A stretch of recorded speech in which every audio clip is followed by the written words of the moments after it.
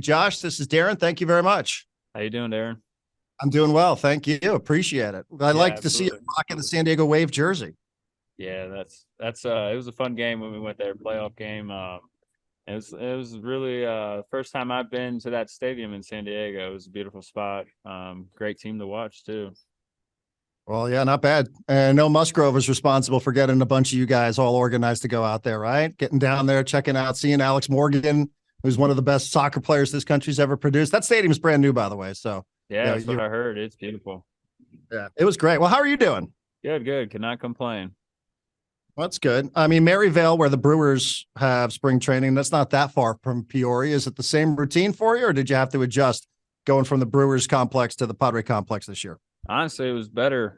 Less traffic, so that's always a plus. Did you stay there, or did you have a house that you went back to year after year, or are you like a Scottsdale guy like so many others? Yeah, we live out here on the east side, so it's very nice to only have to move one time throughout the year. Tell us a little bit about starting a season with the Padres. Obviously, last year you're in a different spot. People know the story, Josh. Tell us a little bit about what it's like just being able to start from day number one here with the Padres in Peoria. Oh, it's huge. Just being able to spend that time with the team, build the relationships, being able to have a full spring together. I think that tells a lot about a team to be able to go through the grind of spring, you know? So being able to enjoy this time and be able to kick it off together from day one in the start of the season, that's another huge part. Josh, I talked a lot last year when you got traded over to the Padres, and you come in and it's a new environment. Can you just take us back and tell us what it was like walking through the door for the first time? You'd spent a little time, I'm guessing, with Trent Grisham. I don't know how well you knew one another. And maybe you share an agent with certain guys in that clubhouse, and baseball players always have this fraternity. But what was it like walking through the doors? Soto got to walk through with Bell. What was it like for you walking through by yourself? That was nice. I knew a lot of guys just obviously playing through the minor leagues and obviously playing a little bit with some guys on the Brewers. So having that familiar faces going in definitely helped out. But it was definitely a bittersweet moment, obviously, because my wife and I, we always loved going out to San Diego, spending time there, playing there. We always most times we always got San Diego early in the year when we play with Milwaukee. I know we opened up there one of the years, and we just always had a special place for San Diego, being in also being in the Futures game which was in San Diego. So to be able to kind of full circle all those moments and be able to play for San Diego was a special time for us. I remember that Futures game as well. We were focused on some of the Padre players there, Manuel Margot and Carlos Asuaje, and that's good that it brought back so many memories. And Josh, the thing I think I talked a lot about on the show was not so much Josh Hader the player, but Josh Hader the human. When you come in and it's not getting off to the start I'm sure that you would want, you struggle a little bit. I wondered, gosh, I wonder who he's turning to, like who helps somebody through that when it's a relatively new environment for you. Was there somebody? We all identified Joe Musgrove, but I wasn't even sure what that connection was like. How did that process go when you were relatively new? And obviously, it's human nature. You want to make a good first impression, but then you find yourself in a situation where it was a little bit more difficult. Yeah, I mean, from the top down, everybody in the organization has helped me out a lot going through that. And I think that was the biggest thing, and you could tell the type of organization that we have here. When you're doing good or you're doing bad, it's the same attitude, same approach with everybody. Just always happy to help, always trying to have the best for you. And I think at the end of the day, when you can have that, it's very helpful, and just it gives you a little sense of confidence just going in, knowing that what you're doing, the process that you're trusting, is going to get you where you need to be, and it's works for so long. So just being able to kind of knock that down as quick as possible and be able to get back to who I am. Yeah, I thought it was great. Like I said, I was really happy that we got to see Josh Hader by the end of the season that everybody had come to expect from the last couple of years. When you got traded over here, your pitching coach Reuben Diego said, "Yeah, we've been watching him for a really long time, and we have some ideas on working with Josh Hader."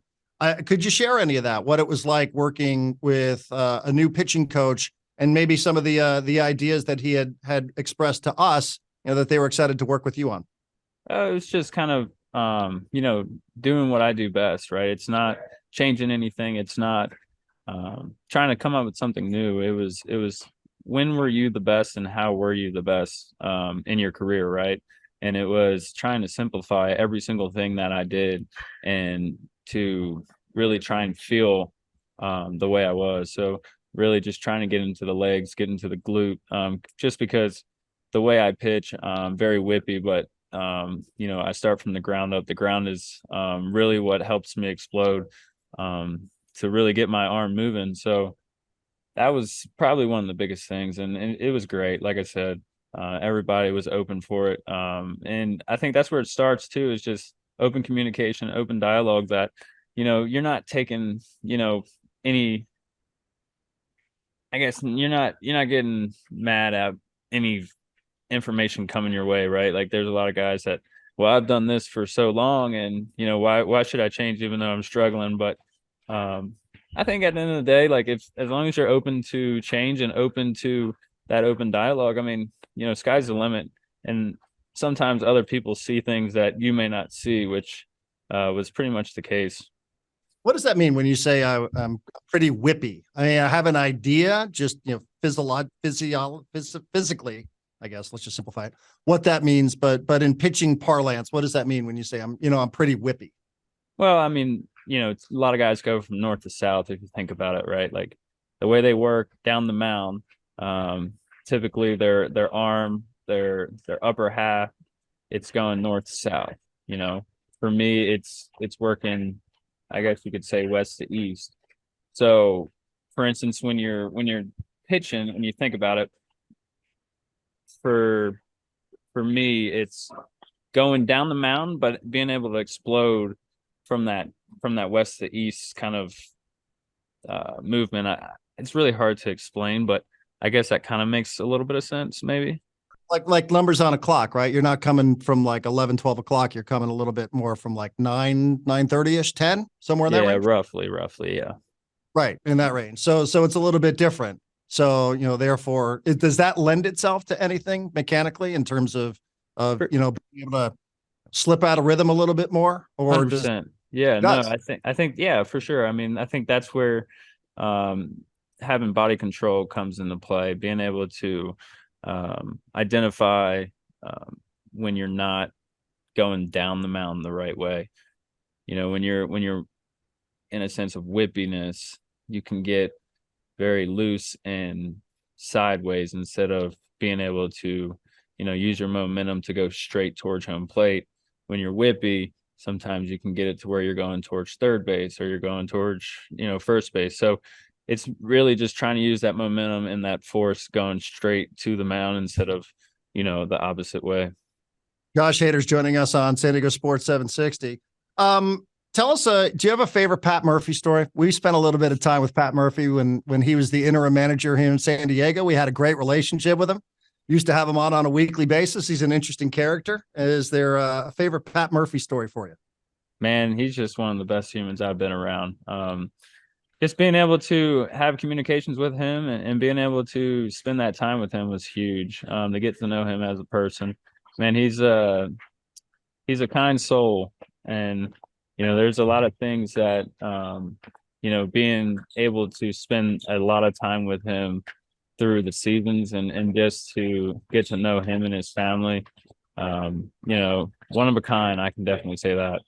Yes, I think we all would agree. He is definitely very unique, isn't he, Pat Murphy? And he's pretty much straight shooter. What you hear is what you get out of Murphy.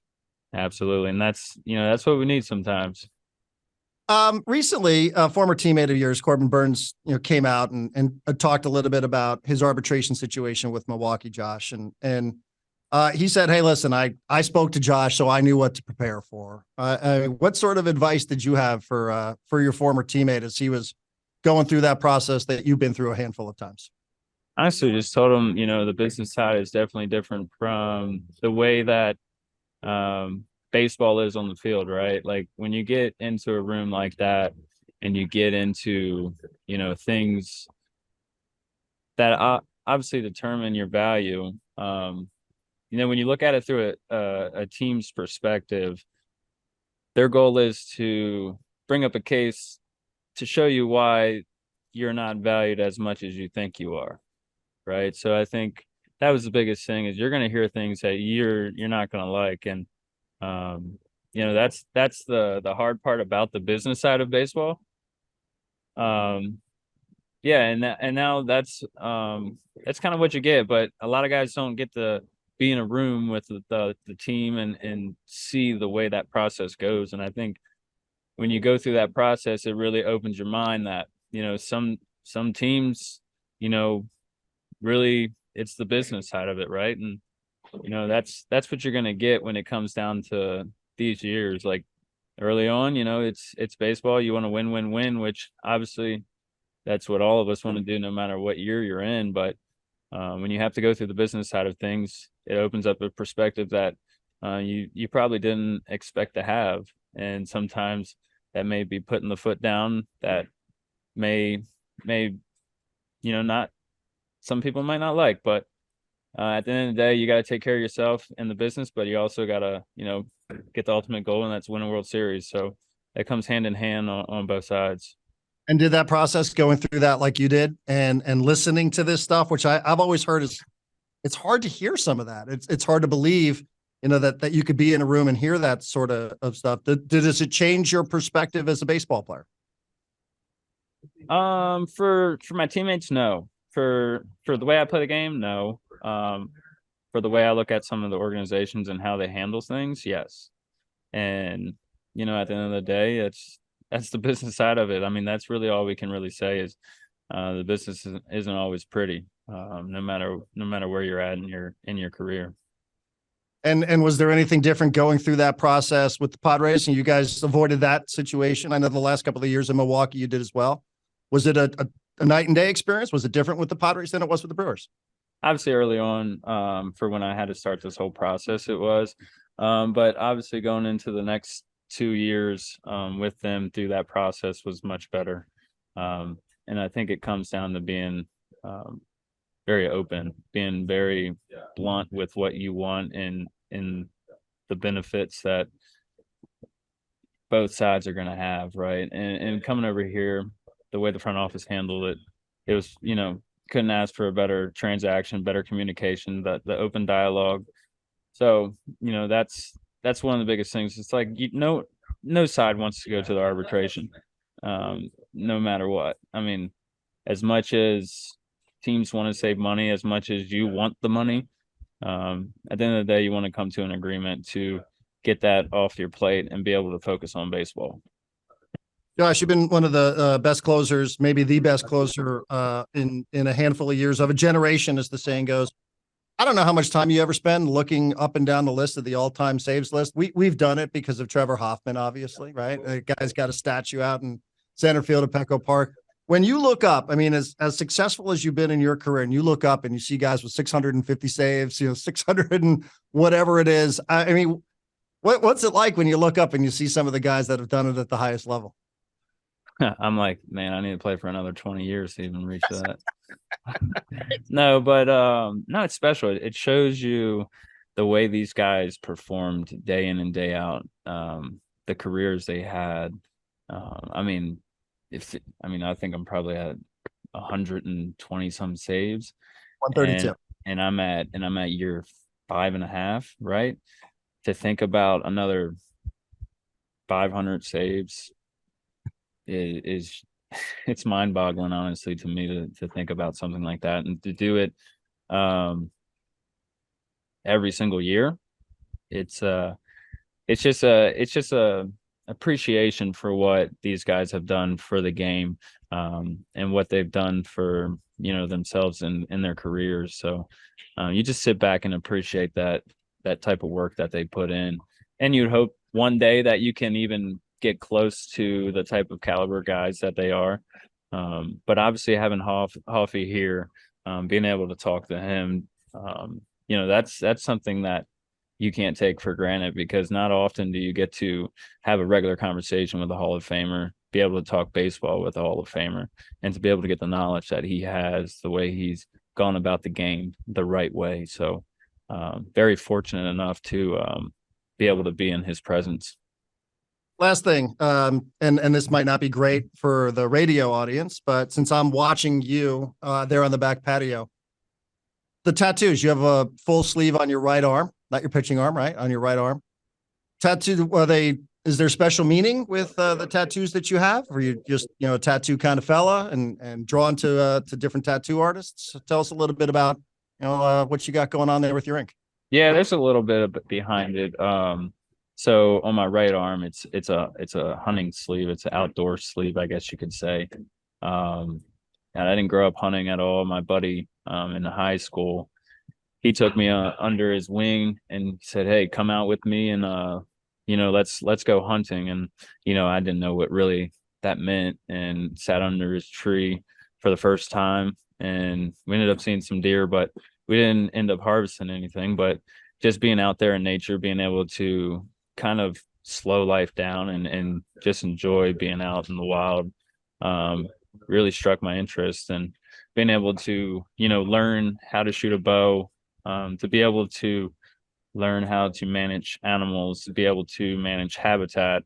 There's a lot that goes into making sure these animals have the best possible way to survive. And you're not only harvesting animals for food, but you're harvesting mature animals that may get taken out from the wild. And it's a much crazier life out there for them that people really see. And it just takes the appreciation to go out there and do that. And also for me, like, I think it also compares to pitching, where you're on the mound, it's just you essentially, and you're trying to execute a pitch. And when I go out there with my bow, obviously being able to enjoy the waking of the woods, and being able to, if I get a chance at an animal, making sure that I execute my shot as perfect as I could. So, these animals aren't going through any troubles or feeling any pain. So at the end of the day, it's a full circle, being able to use wild game and be able to feed my family with it. I think ultimately, where your food's coming from, how they're feeding. So I think that was one of the biggest things. So for me to kind of put that appreciation on my arm, to be able to, just remember that, my buddy, gave me this opportunity to learn how to do this. And so I think that's really the biggest thing. So what exactly is it? So, because I must admit, I was not expecting that deep of an explanation on what is it all there on your right arm? Yeah, so I got just a white-tailed deer. I got a dagger on there. It's so my dad actually, when I was born, he had this. So kind of updated it for my own. That's more for him. And then got on a couple bird hunts, and kind of the couple first birds that I've shot are on there. So just kind of like a wildlife theme. And then I have a snake on my hand, which is for Kobe. He was one of the guys that I really grew up watching and just admiring the way he goes about his business and the way he plays the game. And so obviously when he passed away, it was obviously sad for everybody to see that happen. But he touched my life in a big way, to just how you handle yourself on and off a field. And so that's where that came from. I love that. I love that there's so much meaning here behind this. Like I said, no, nothing against anybody who goes out and they're just appreciative of the artwork, and the skill that it takes to do that. But that's cool that it's got so much meaning there. Thanks for sharing that with us, dude. I appreciate it. Yeah, no problem. Thank you. And we appreciate it. Thanks for stopping by. Have a great spring training. Thanks for having me. I appreciate you guys. Thank you. That is Take care. Josh Hader, everybody, stopping by on the back patio of the Peoria Sports Complex.